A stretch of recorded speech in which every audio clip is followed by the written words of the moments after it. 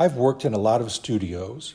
While a student and later as an associate professor at a college, I worked in numerous academic studios that ranged from ordinary classrooms to a Quonset hut to the old field house at the University of Notre Dame. The graduate painting students shared the boxing room there. I've had home studios that were the kitchen table or a small bedroom or a corner of the basement or a porch or one end of the living room. Some studios limited the size of artwork I could work on or the amount of finished artwork I could store. Others were not safe for paper art in the long term. I always quickly outgrew my home studios. In 2002, I began looking for a really good studio. In 2004, I rented the third floor of a former department store in downtown Cedar Rapids, Iowa. It was 2,500 square feet. The best feature was a 7-foot by 14-foot window on the north end of the space. That's where I did my oil painting. Because there was a lot of wall space, I could have a lot of my art on display. This was great for seeing how each series looked as a group and helping me think about how I wanted to push each new artwork further. It was also a great place to bring curators and collectors to get a first-hand look at my artwork.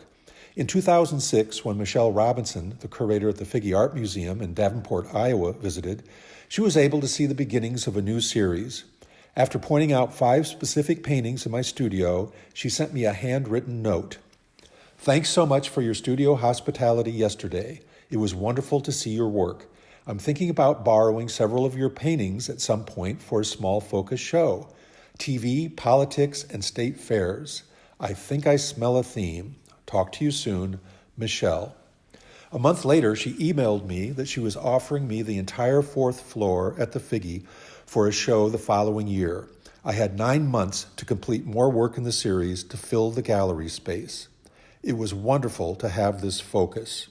The downtown studio was large enough I could hire a part-time assistant to stretch canvas and gesso while I concentrated on painting. I had several paintings in progress all year. My downtown studio worked really great until the Cedar River flooded downtown Cedar Rapids with devastating results in 2008. While my materials and finished artwork were safe for the time being because they were on the 3rd floor, this building would need to be gutted and would not have electricity for nearly a year. While flooded out of my downtown studio, I made a list of ideal features that I would look for in a future studio. As soon as the National Guard began letting people back downtown, I had 4 people from a moving company and about 20 friends and family lined up to get my artwork out. Luckily, just days before the move, a friend offered to let me use a new, unfinished studio space in his 15,000 square foot house in the country. The studio was a 1,500 square foot space over a 4-car garage and laundry room. This space had a lot of character and was surrounded by 50 acres of prairie. At the time of the emergency move of my studio, I was working to complete work for a solo show commitment at the Dubuque Museum of Art. Since I had to finish the artwork, every day I spent half the day painting and half the day organizing my new studio. This was complicated because of the number of existing artworks I had created. Storage racks had to be built, works on paper had to be sorted and cared for and boxed, etc. It took 6 months to get the new studio set up the way I wanted it so I could work full-time on my artwork.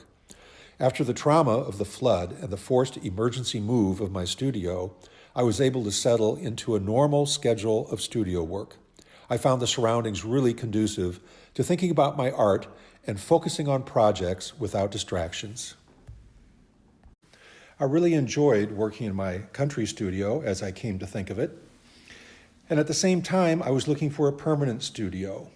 Over years, I looked at dozens of properties, with and without buildings, in the city, surrounding small towns, and the country.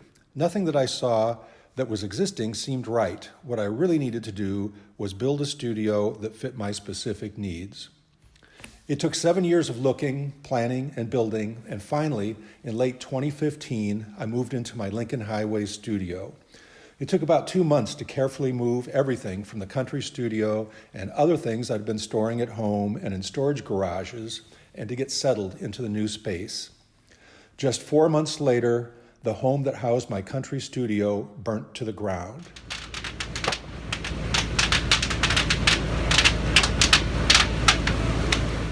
The owner told me it was ashes in the basement about a half hour after the fire started.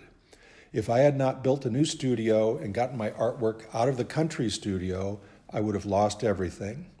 Fortunately, my existing artwork is safe, and I'm enjoying creating new art in my Lincoln Highway studio, which was designed to fit my needs.